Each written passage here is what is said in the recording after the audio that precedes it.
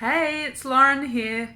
I thought I'd use this IGTV today to talk to you about what it's like to have a sustainable period and why I'm so passionate about it and why I think it's got something to do with your libido. So, I haven't been on hormonal contraceptives for about 12 years because they just don't agree with my body, and I find that they don't agree very well. They don't gel very well with my clients' bodies either, and they're finding that their libido's quite disrupted or kind of non-existent when they are on some form of hormonal contraception. So what I like is cycle syncing. I live by my cycle, I know my cycle, I know where it's at, and it's on a nice 28, 29 day cadence at the moment. I eat with my cycle, which is something that I show in Instagram stories sometimes, and I find that I'm just generally very well supported as I go through this very natural and very cyclical process that honors me as a woman. So, the last couple of periods I've had have been sustainable periods, and what I mean by that is that I'm not using any disposable products anymore. I did a slow transition to this. I kind of wish I did it sooner. I don't know why it took so long. It's just one of those things where I was adjusting to embracing the unfamiliar, a little bit like, oh, I'll get it next month, I'll get it next month. What I do is I use a combination of Thinks period pants. So this is what they look like. But if I were to get some again, I would buy Modi Body, which are an Australian brand. So I bought these before I knew about Modi Body last year. So that's okay. They're from the States. But I would definitely get Modi Body now. So just saying, if you want some period pants, and they come with different degrees of absorbency, so choose what's right for you. I think it's always worth just getting the most absorbent because then you've got a better chance of feeling protected.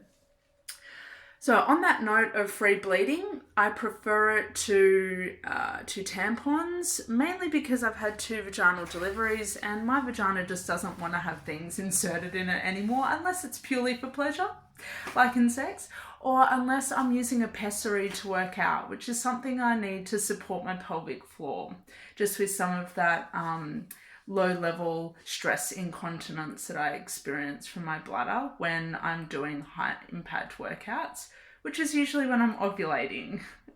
So I sync exercise with my cycle as well. Today's day 1 and I'm bleeding, so I'm not doing anything high impact at all. Back to the pants. When I use them, what I do, we're in my laundry now, so welcome to my laundry. What I do is I put them just in the bucket there, and I wash all the initial blood off. I just use water. That's just disguised at the moment, so you don't have to see a big red basin. But I pop them in there. I let the blood wash out of them with no detergents or anything like that. And for a few hours or sometimes even overnight, and then I pop that water into the garden. So menstrual blood is really potent. It contains stem cells. We're always finding out more about it, but it's something where I don't want to just chuck it in the bin or flush down the toilet when it's got life-giving qualities and can be used in my beautiful garden to replenish a plant. So I'm trying to replenish some grass that's out there at the moment.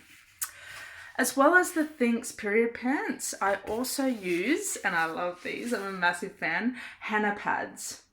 So I use Henna Pads Australia. This is what they look like.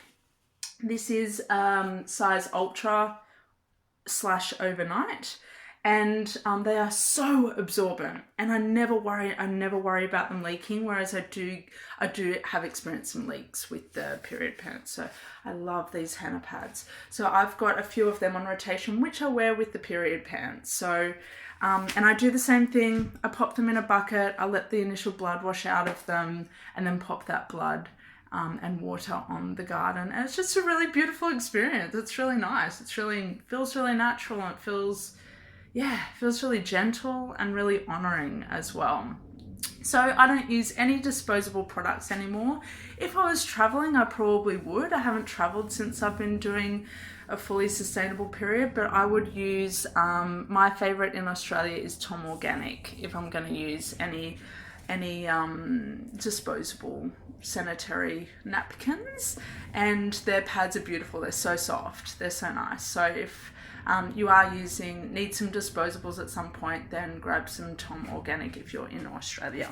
But otherwise, my best bet is, big fan of henna pads. Follow them on Instagram. They do a wonderful job. And Thinks or Modi Body, MODIBODI, I think. But you'll find them in a search. So that's how I have a beautiful period, and I love it, and it's honoring, and it feeds into my libido because I'm not trying to force myself to be someone I'm not at this time. I just am quieter and I move a bit slower, and coffee isn't as uplifting. It kind of makes me a little bit antsy during this phase, but I may still drink it a little bit. And I eat a bit differently, which I'll keep showing you in stories, and I'll keep tagging what phase I'm in. So that's it from me, but please consider embracing what I call a sustainable period. And if you do want to use something that's like a tampon, then a menstrual cup or Luna cup is the way to go. Medical grade silicone, you can use them for years and years and years. Just personally for me, my vagina is saying to me, please don't insert anything unless it's for pleasure or unless it's to support me during exercise. So that's what my body's saying, and I'm following her lead. I hope this has been helpful. Send me a DM if you've got any other questions.